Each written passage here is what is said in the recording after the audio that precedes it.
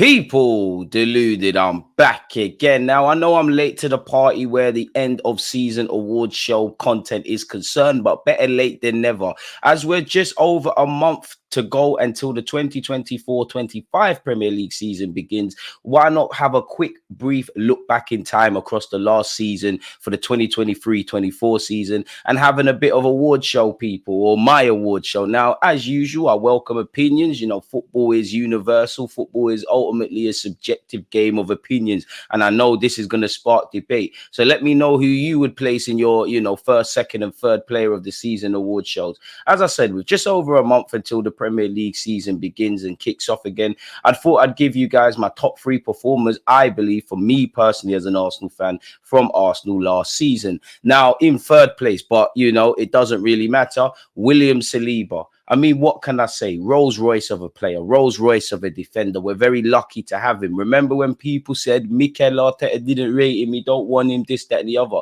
It's fair to say, the loan spells in France, the highs and lows in his early Arsenal career before he kicked a Premier League football for Arsenal Football Club, it all worked out. The last two seasons, in fact, we've seen what Saliba brings to the table. Obviously, he played every minute of the Premier League season in the one that's just gone. The season before that, it would have been the same before, unfortunately, there's an injury. And, in his first kind of debut season as a proper player at Arsenal, I didn't think you could impress more, but somehow he's found a way. He's formed a formidable partnership with Gabriel. He's been rock solid in that regard, and he's already announced himself as one of the, if not the best defender outright in the Premier League and in world football. Somehow he improved on the previous season, as I just said. For me, the only time Saliba has really and truly looked his age, it looked like a player that is in his early 20s at centre half, has to be in the Champions League against Porto and Bayern Munich, in which is to be expected. It's his first kind of looking in that regards. As great as he is, he's still a young man,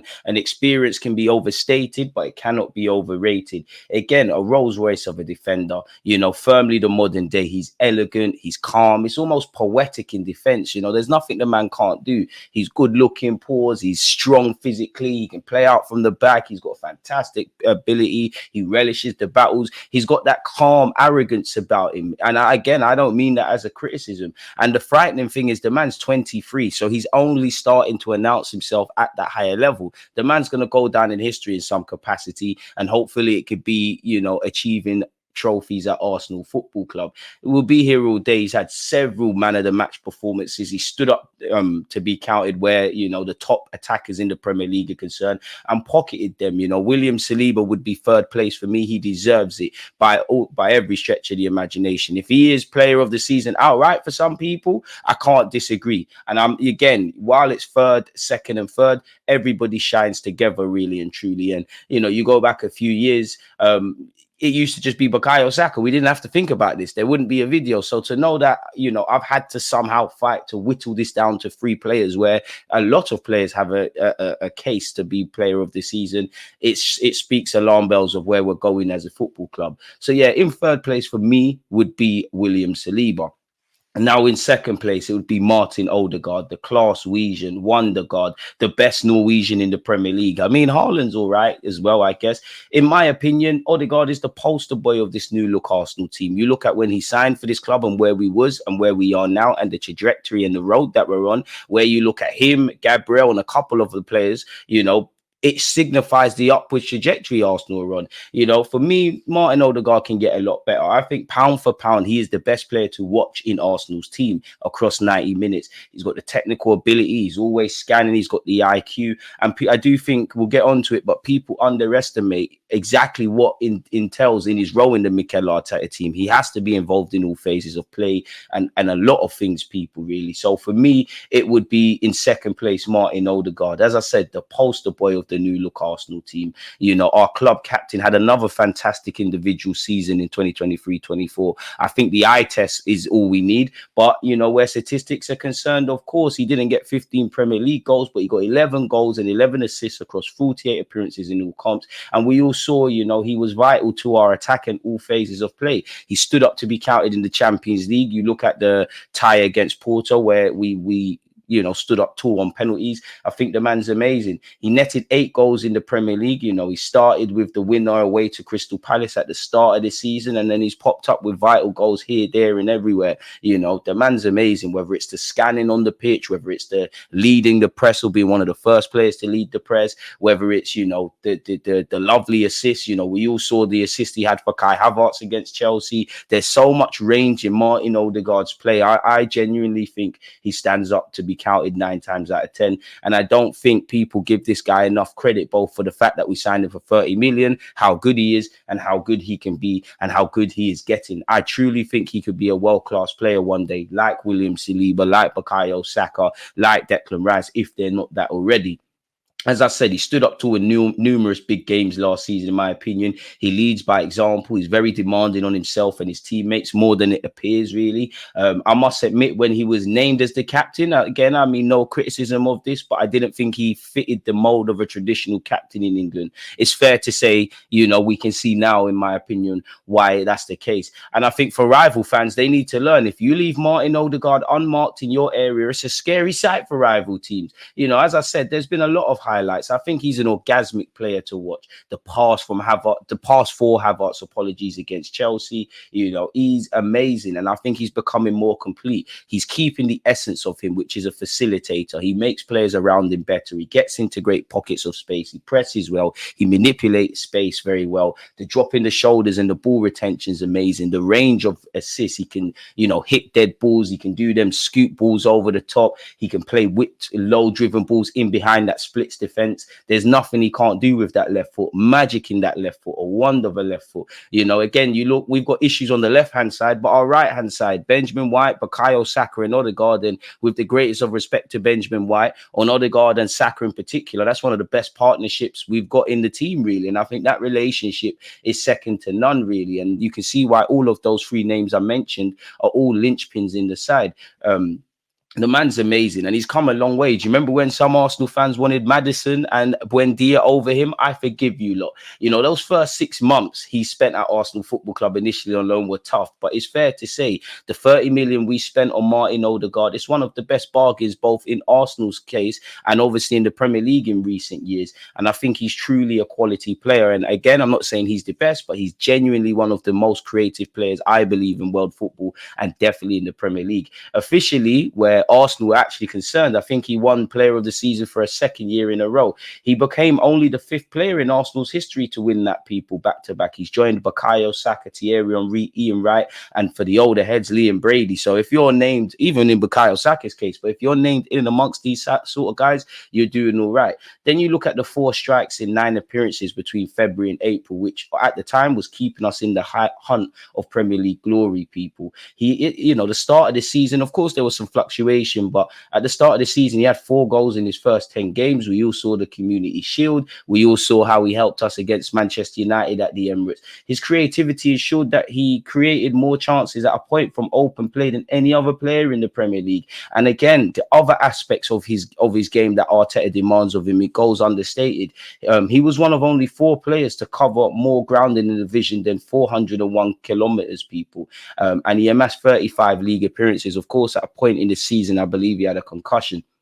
He was nominated for Premier League Player of the Season. He picked up Player of the Month in December. The same month, he completed a century of Premier League appearances, people. When you look at his 150th game for Arsenal, of course, it was one to remember, as obviously we beat Tottenham Hotspurs for the 2nd season in a row, in which he played a main part. Once again, let's not downplay for a second the way he is already, his contributions to Arsenal, the defensive contribution, defending from the front in our system, continuously scanning, ensuring that players lead the press with him. As I said, personally, for me, he's one of the most entertaining players in Arsenal's team in terms of pure technical ability. As much as I love Mikel Arteta, he is a player I would have loved to have seen, or I wish was a couple of years older. I would have loved to have seen under Arsene Wenger, if I'm honest with you. Mikel Arteta, Arsenal and Odegaard, it's a marriage made in heaven, if I'm honest with you. After Kevin De Bruyne, again, he has the case to be the most creative player in the Premier League, in my opinion. He's also the first player on record since 2003, 2004 to complete 100 passes, 100 plus passes, people, create at least 5 chances and assist multiple goals in the same Premier League match. The man is creativity. He's the living, breathing definition of it, people. Even if you look at the first 24 top flight games this season, he was the first player in Europe, top 5 domestic leagues, to reach 50 open play chances created. And I know us Arsenal fans, we have a running joke in that sometimes his teammates have robbed him of some world-class assists. In the Premier League, he has the joint second most total chances created, joint third most big chances created, and is full for expected assists. He also at a time ranked top in terms of passing into the penalty area and through balls. He was second to James Maddison in that, which again we won't talk on that because James Maddison, he's probably the only creative player in that team, people. He's an absolute all-action defender, man. The ability to occupy deeper areas over the pitch as well, which was a case of last season, cannot go underrated, and it reflects how vital he is, and at turning 25 now, or at 25, he's matured immensely since his first sort of campaign in North London, and you can still see the glimpses as to why he made his debut as a 15-year-old, and he's taking it to another level. I mean, he's got the perfect blend of what you want from a modern day creative player. He finished the campaign ranked first for open play chances, expected assists, and shot creating actions, and also through balls. He also ranks first in the Premier League for possession, one in the final third, people. So again, Martin Odegaard for me would be second place. In third place, for me, it's got to be Declan Rice. It's got to be Declan Rice. It's got to be Declan Rice. I do think Saliba could have won it. I do think Odegaard could have won it, if I'm completely honest. But why I give it to Declan Rice is slight new signing bias, because I have to praise Declan Rice. The biggest praise I can give him is we need to give West Ham some more money, if I'm completely honest with you, or give them a discount for some one-to-way players, because 105 million looks like pennies. He's fitted seamlessly into this Arsenal team. It's like he's come through the academy. It's like he's been here 10 years. He's had his, he's showing other aspects of his game. He's taking that traditional 6 stuff and reworking it in terms of what Mikel Arteta demands, and he's taking it in his stride. Whether he's going to be a long-term 8 or keep being a 6, who cares, people? Because he's clearly intelligent. He's coped with the demands. Nobody cares about his price tag, and we all know the papers would have had a field day in that regard. He's becoming an all-action midfielder. I think his consistency from start to finish in this season has been at a very high level, which I don't think all of his teammates can say. He's coped with the pressure of joining a big club in a Euro season, reworking how he plays, trying to fight for a title again, and he played a major part, people. As I said, it feels like he's been here for years. The only times I think Declan Rice has looked poor across a football pitch for Arsenal so far has been when the whole team probably could have done better.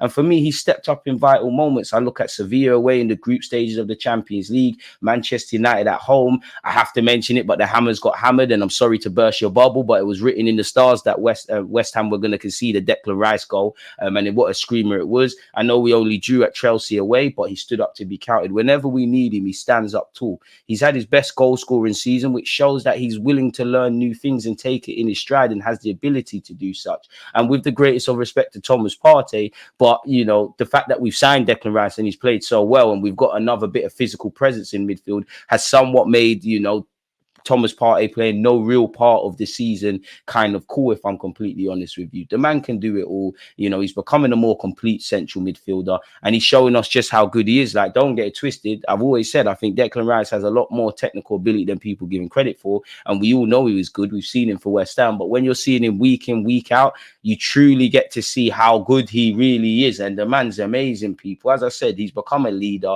He's coped with the price tag. He stood up to be counted in vital moments. And I also feel Mikel Arteta was bang on the money when he described Declan Rice as a lighthouse. And the man's been here 2 minutes and he's already become somewhat of a leader. So it's testament to how he is as a person. So for me, Declan Rice has to be Arsenal's player of the season, people.